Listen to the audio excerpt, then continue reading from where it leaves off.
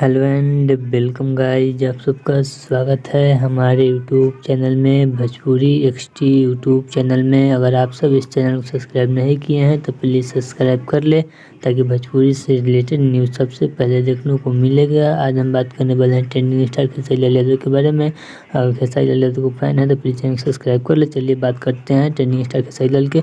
Trending star Khesari Lal Yadav को आप सबको पता ही होगा, एग्रीमेंट ग्लोबल म्यूजिक से हुआ है।